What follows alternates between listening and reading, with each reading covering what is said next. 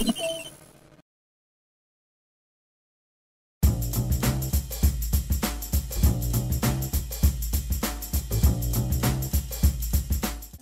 everybody, what's going on? Your host, Lovely Cheese Pizza here. Welcome back to Let's Play some more Gran Turismo 3, the ultimate driving simulator, and I'm going to be heading off to work here in about a half an hour. I'm about as appropriately dressed to play a game about cars as humanly possible with my BMW shirt on, so yeah, let's get going. So last time we went back into the Professional League, and we started, what the hell were we doing? We were doing the Spider Roadster Cup, that's what we were doing. So, let's do Trial Mountain. I don't have an immense amount of time, so I really don't want to do the other race, because that's a longer than shit race. So, Trial Mountain is at least not as bad. I can get by on that. I got enough time to operate in the confines of that, so we should be okay. 10 laps here should only end up being about 15 minutes, because this is a pretty short course. And my car is grossly, disgustingly, horrendously overpowered, and so we should make pretty quick use of this, all things considered. I mean, it's still gonna be a 10-lap race, but what is 10 laps for me would be many more laps for them. So provided that everything goes fine, I don't do anything super stupid, I think we're gonna be more than, you know, inside of our own rights to totally, you know, rip everybody's tonsils out and whatever. God, that would hurt, getting your tonsils ripped out. I heard a thing on when I was taking the kids to school this morning about some sort of medical case where this kid was born without eyelids. Which, imagine being born without eyelids, by the way. You can't fucking blink. That would suck ass. I mean, you blink so you can, you know, protect your fucking eyes, and I mean, your eyelids are there so that when you're fucking sleeping, you don't just have shit in your eyes, and also not sleeping with your goddamn eyes open.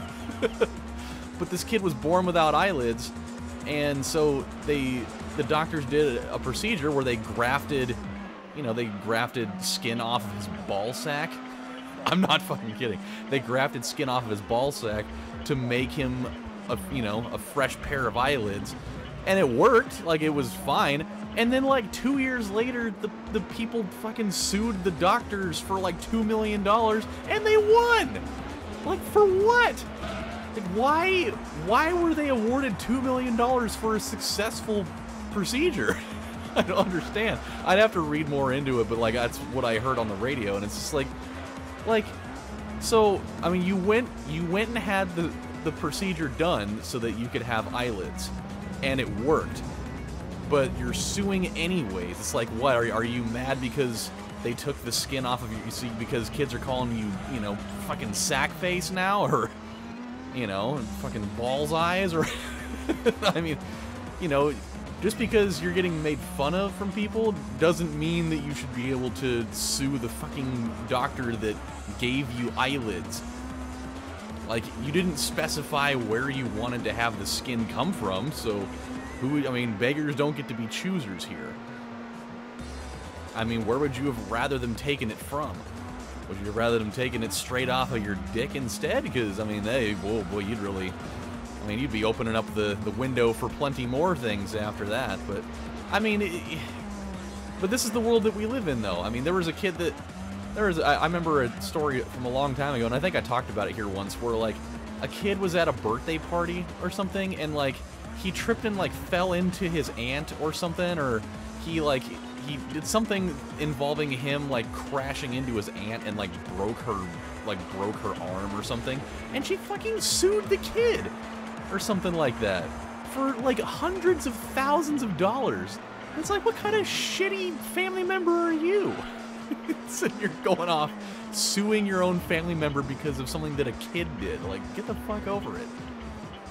Oh well. Since we're in the vein of talking about, you know, shitty family members, and I'm not talking about my own, my family's fucking rad, but I read a great, horrible story yesterday involving an Oregon man. Like, this is like Florida man territory with how ridiculous it is. But hey, it's either going to be Florida or it's going to be Oregon. Like, those are the two states where you hear the most bizarre bullshit come from. And so I have to tell. I really do. It is well worth the time invested. So, here we go.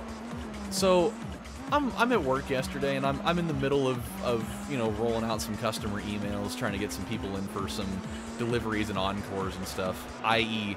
they're, like, freshly buying a new car orientation of features, or the one afterwards where they come in and, you know, I answer any extra questions and shit that they've got. So I was trying to set some of those up, and you know, I usually keep Twitter running in the background on my work computer, just because. But I'm scrolling around while I had a couple of free minutes, and I saw good old Huffington Post Weird News, a place that I totally forgot that I even followed because I've not really been as active on Twitter over the last, like, month or so. And so I ended up seeing this come up, and nobody had even reacted to it yet. I was the first person that had seen it. Because, I mean, Huffington Post is a big news outlet, and so usually when stuff comes up like that, people are already interacting within, like, a minute or two. But nobody had even interacted with this thing yet, so I was actually the first person to do it. And the article, as it states, was Oregon man steals $740 from his daughter to have an erotic massage. And I'm like, what the fuck are you serious? And so I read into it further, and this is more of what it was. So, an Oregon guy ends up stealing $740 from his daughter's Girl Scout cookie money. Which makes it so much worse already. He steals $740 of her Girl Scout cookie money, you know, funds, in order to go and have a happy ending massage, and then to cover up, to make a cover-up for it, he decided to falsify a burglary. Like, he tried to stage a burglary to take the heat off of the fact that he's a shitty dad, to try to make it seem like he didn't, you know, steal $250,000 from his daughter so that he could go get a freaking smirk and jerk from, like, a little Chinese parlor. They gave him the good old teriyaki touch. I mean, that is just awful. But God, is it so funny. I mean, how do you explain that later? You know, hey, so, your mom and I, we don't really love each other anymore, and well, you know, sometimes when I have a long day at work, I just really get this urge that I gotta go over to Zhang Pao's over off of 35th and that Arby's over there by where your school is. And I just, you know, I love to have the questionably aged girls douse me in soy sauce and give me sensual rubbings on my back and my legs and my weird misshapen man bits. And you know, it's just something that your mom used to do it. She used to do that weird thing with her thumb that I used to love, but she just doesn't do it anymore.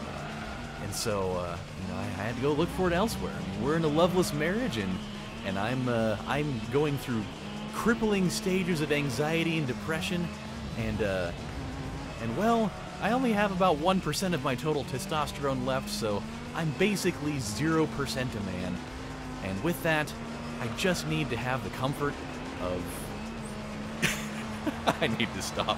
I was gonna say girls that may be anywhere from the range of about 14 to 18 years old. Because, I mean, but that's, like, you know, getting the old Robert Kraft, like, that's very well what could have been going on. Like, we don't know, like, a lot of those erotic massage type places, I mean, there's a reason why they're generally frowned upon, because, I mean, I mean, the question marks and the exclamation points are flying out from all directions, because usually the people doing it are not supposed to be doing it. So it's, oh boy. But yeah, dude, I read that article, and just, I don't know what part of it is funnier. The fact that he took $750,000, because, I mean, I've never been to one of these joints, but I'm almost positive that getting a happy ending massage isn't $740. Like, how many of these was he planning on having? The answer is too many. So I don't know what part is funnier. The fact that he stole, you know, $740 of his daughter's Girl Scout cookie funds, which, freaking props to her, by the way. $740 worth of cookies is fucking awesome. Like, she was rolling that shit. So I don't know what's funnier, that or the fact that he decided to hide it by staging a burglary. like how did, I mean, how, you know, did you pay somebody to try to break into your house, or did you just like rummage through the house and knock over a couple of like vases and you know, screw up some papers and leave the sliding glass door to the backyard wide open to try to say, oh my god, I don't know what happened, but somebody came in. They didn't steal your mom's expensive jewelry or my Rolex watch or our 55-inch flat screen TV or any of our gaming consoles, but they did happen to find the, you know, the animal crackers tin that you store all of your Girl Scout money in. They just so happened to know just the location of that, and they took all of the money out. I don't know what happened. But yeah, dude, that's fucking funny. It's so messed up. Oh, but it is glorious all the same. So, yeah, man, it's definitely a thing. Super funny, though. So, yeah, I'm going to be heading off to work here pretty quick. I need to go make myself some lunch, because I am a little light in the wallet right now, but we'll be fine. It's just, I'm getting used to this different pay period stuff now. Oh, dude, I didn't even tell you about what happened with my fucking tax return. I got fucked over, P.S.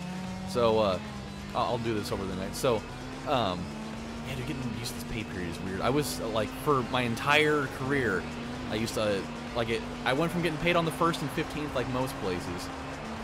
But then it kind of shifted a little bit more to, like, the 5th and the 15th.